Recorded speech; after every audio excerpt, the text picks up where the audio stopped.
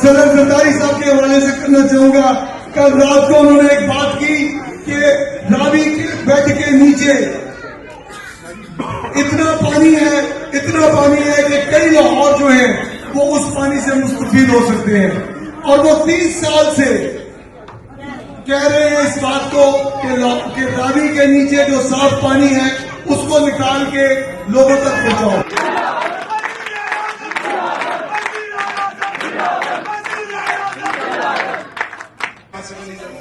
उनकी नजर जिस पे पड़ती है वो नजर गलत नहीं होती।